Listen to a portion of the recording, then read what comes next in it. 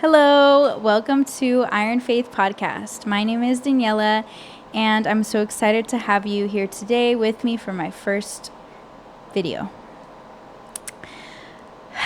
So, let's talk about it. I am so excited to start this podcast, and my purpose is to just bring in conversation, the exchange of ideas, respectfully, biblically, and focused on just building community and honestly promoting truth in a world that I feel is very dark. With the tragic loss and death of Charlie Kirk, it has sparked an immense amount of controversy, whether you're liberal or democratic, a believer or non-believer. It has been something that has struck the world deeply. And one of the points that I wanted to discuss on that is why it was so important. I've seen posts from a lot of believers saying that, why haven't you talked about X topic, Y topic, Z topic? And it's was moving to me that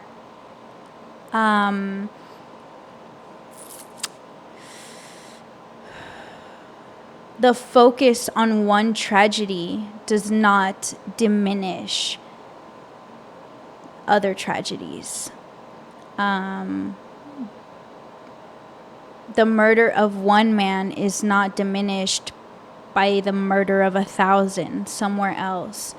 I believe they are all genuinely heavy and tragic and weigh on the darkness and the spiritual war that is cast on this world.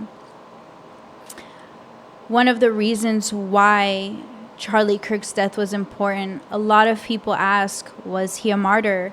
How could he be a Christian if the things that he stood for felt personally offensive to other people, or maybe not backed biblically, or not backed by the faith that they have adopted? A lot of people wonder how he could be Christian if he supports Trump.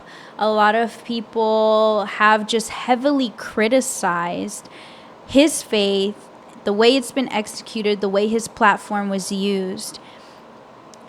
And in my own perspective, what I've seen is how amidst every topic of discussion, whether it was debate, whether it was political, whether it was intellectual or spiritual, his foundation was Jesus Christ is King. And every explanation, every rebuttal that he had was foundationally based biblically. And he always cited those sources. I agree that not everyone who says they go to church, not everyone who quotes the Bible is inherently a Christian or inherently good. In fact, I believe Charlie Kirk would agree that we are all inherently bad. It is in our nature. We are sinful. And I do believe, after seeing his conduct and his position on marriage, on family, on protection of our freedoms, and genuinely finding sources, he was a very literate man. I believe, if I may quote him, he would read 100 books a year.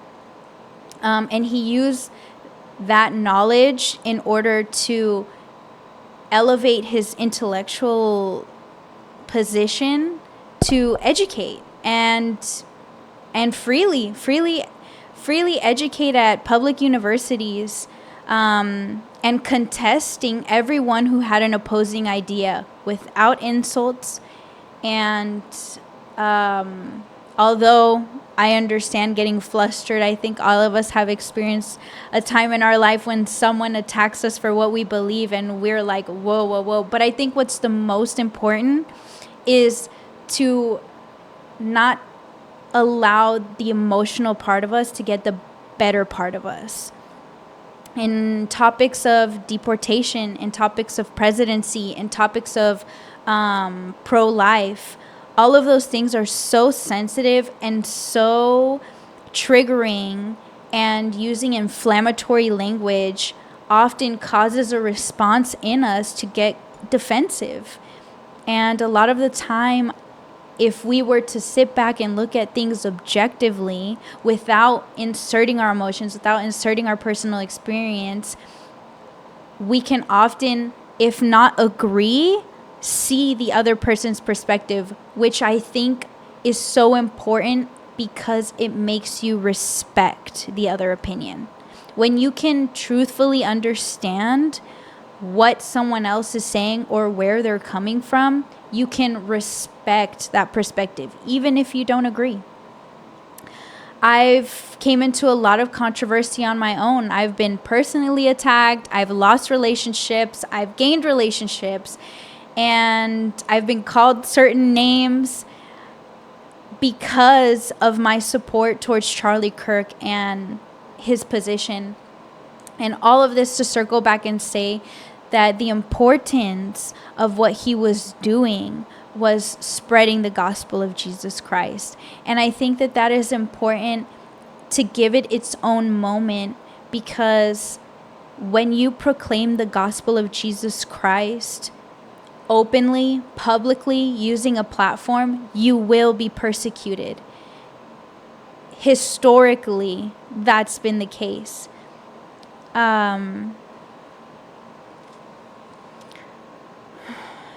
Not to mention, a public execution in the United States is something that I believe as citizens we should not stand for, whether he was a believer or not.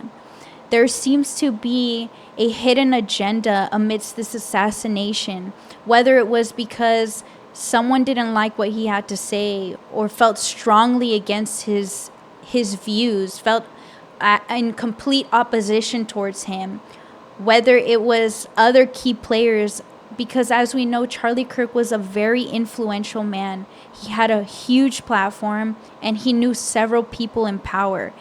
That comes at a price, a very heavy price. And I can source that by referencing Candace Owens. She was a dear friend to Charlie Kirk, and she has herself made a video investigating and deep diving into the assassination of her friend, seeing all the key factors, the pieces at play, the ones that make sense and the ones that don't. And I feel like that's where the focus of America should be. How is a man publicly assassinated, yet the information we get is so scattered, unorganized, and chaotic? Aside from that,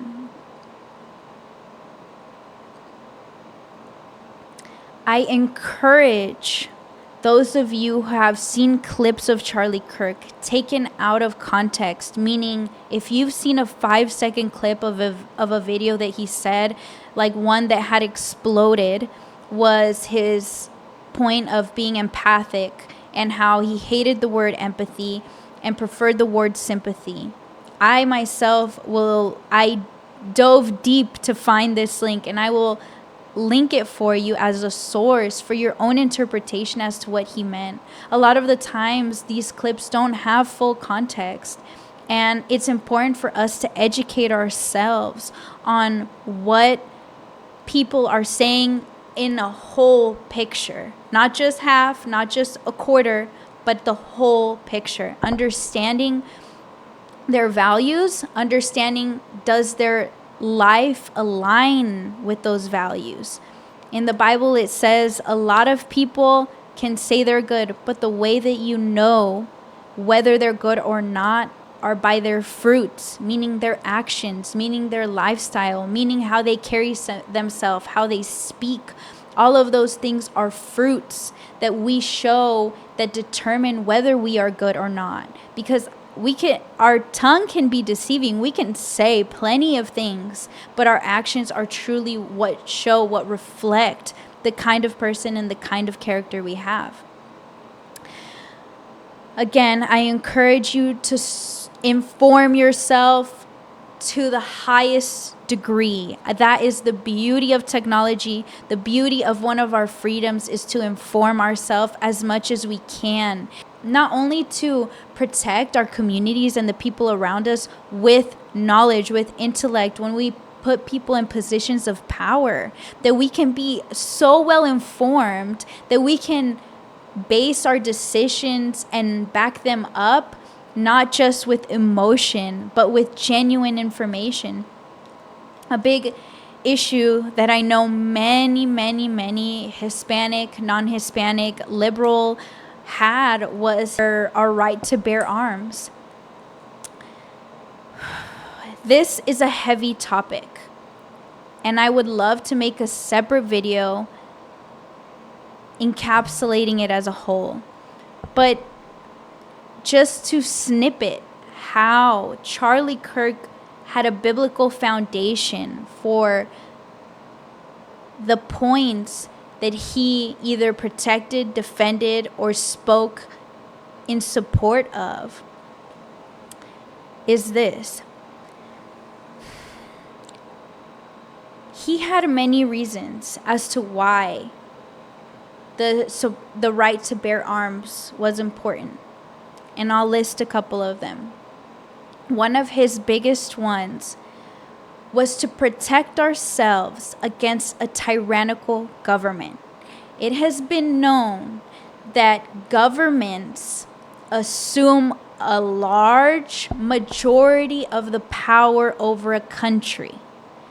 That is their status, is to have the majority of the power in decision makings, etc., in a country. As the public, we have a very low level of power. We are the majority of us are not in Congress. We are not signing bills. We are not passing bills. We are not even this close to defining policies or saying who they should apply to or who they shouldn't. Many of us are not judges. Many of us are not politically informed. So we, at the lowest level, most of our information comes from the media. Now, it is important to protect ourselves from the people who hold the most power, because hypothetically, if our government decided that they were going to revoke, meaning take away our right to bear arms, we would have no way of protecting ourselves from dictatorship.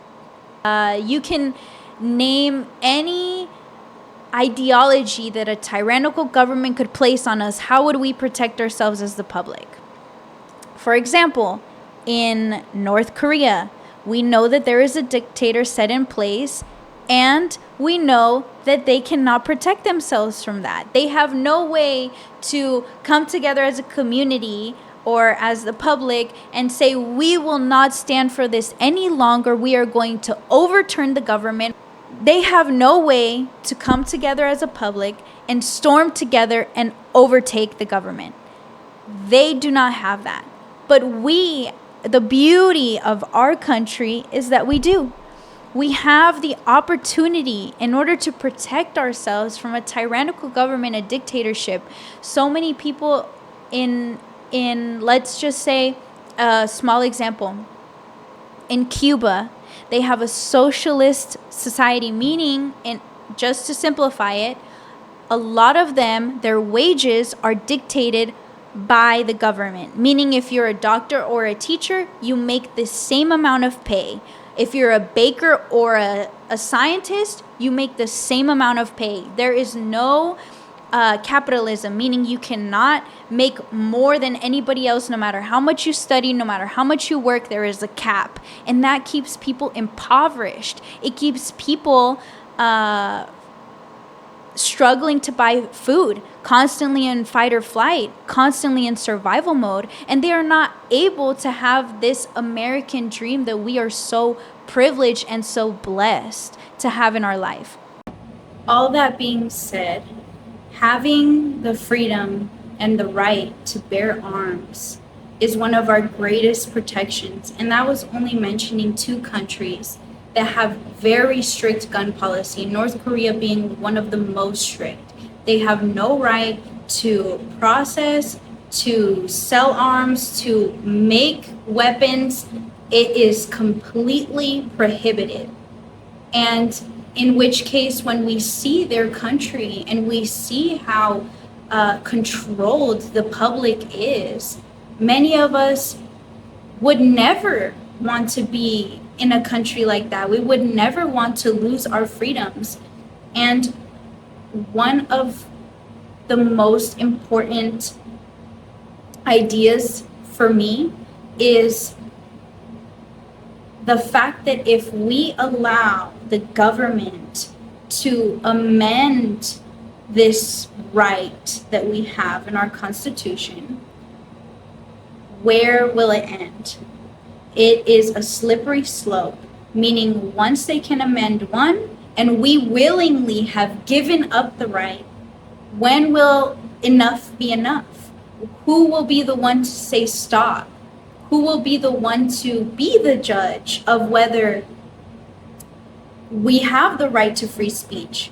Whether we have, a lot of us, I mean, not including myself, but a lot of people have very strong and often disrespectful or use profanity to refer to themselves, to not to refer to themselves, to refer to people in power, people in government. And if you didn't have the right to do that in a country, you would be severely punished, possibly imprisoned. Again, an example in Cuba, when Fidel Castro was in power, if anyone were to say something against his dictatorship, if it was made known, the person would be taken from their home, they would be either incarcerated or they would be killed, not even to mention the damage or the penalties that would be over their family. It is illegal in many countries to burn the flag of that country. It is called an act of terrorism. And here we have the rights to do that. It is founded, our country is founded on one of the greatest biblical truths there is, which is free will. And I don't know about you, but I would not want to give that up for anything. It is our God-given right to do as we please now. Of course, we need restrictions. We cannot let crime run amok. And I know that's where a lot of people are like, okay, well, let's talk about mass shooting.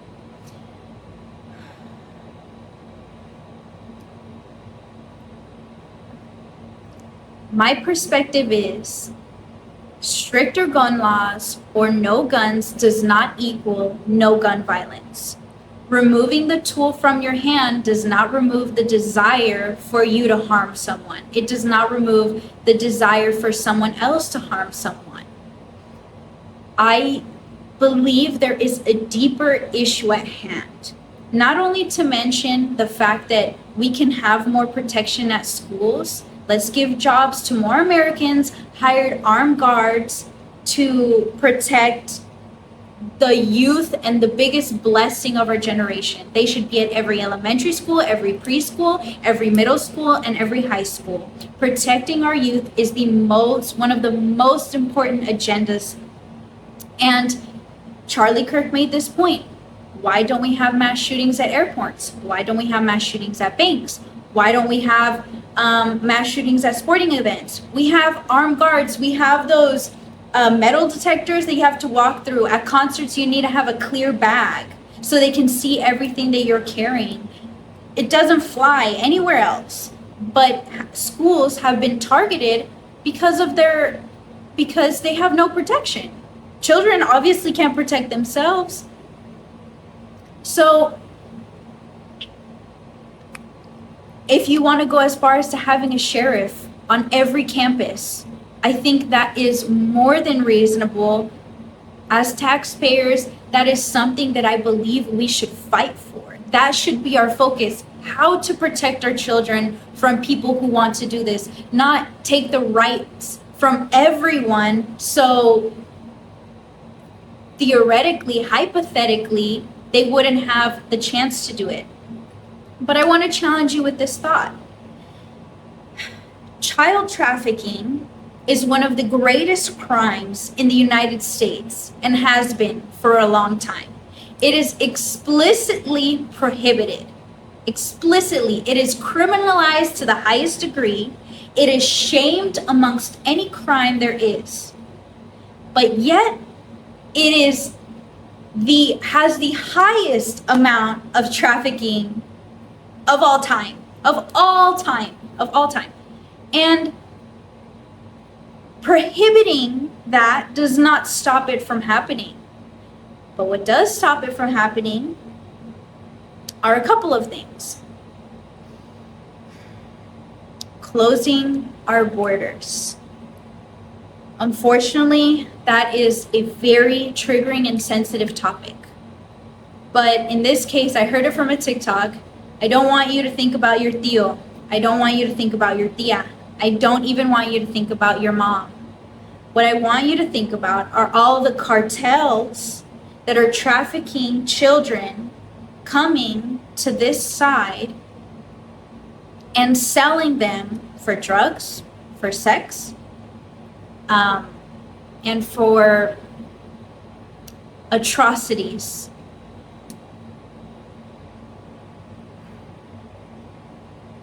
When Kamala Harris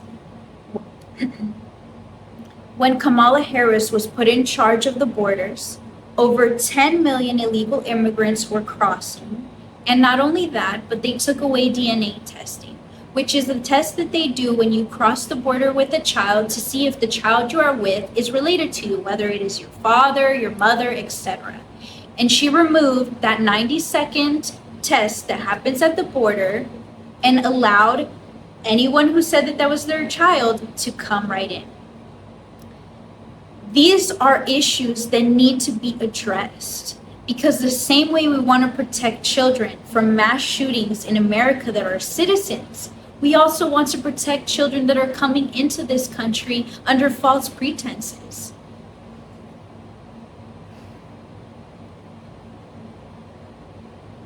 We have to think of the greater good and not allow our emotions to stop us from making decisions objectively.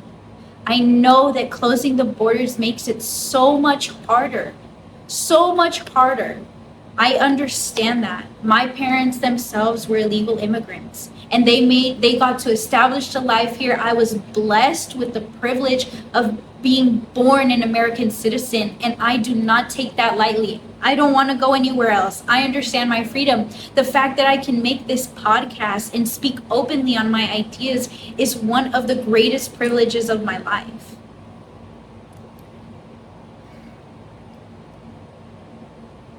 Again, this is all to put light on why Charlie Kirk was so insistent on protecting these freedoms, on us not willingly giving up these rights. Let's look at the agendas around us, the agendas of the media, the agendas of the public, the agenda of Democrats. If you want to scope out and find Trump's hidden agenda and you want to crack down and investigate and deep dive and read and educate yourself and come with concrete, solid facts that no one can dispute you on, or they can dispute you, but you have an intellectual backing behind that, by all means, I encourage it. But find your sources, be educated. Don't stand on emotional topics, especially politically. Open your mind to being objectively truthful. Find the truth. That is my mission. That is what I seek for, is the truth, and to share it with you guys. And all to do it in this dark world that many of us as believers know the darkness wants to consume, but the light will not let it. Let us be a light. And I encourage all of you believers, let's not stay silent any longer. A lot of us have been afraid for too long, And this event is exactly that. It causes fear in the hearts of people to speak up, to speak out. But let's not let the enemy win. Let's embolden ourselves. Let's rise up as a community, and not only to fight forces of liberal versus Democrat. No, spread the love of Jesus Christ. Have these conversations with grace, with humility. Let's not act like we know it all, because the truth is we don't. But let's approach every conversation in our family, with our friends, in our community, with strangers, professors, students, doctors, teachers, with love, with kindness, with sympathy.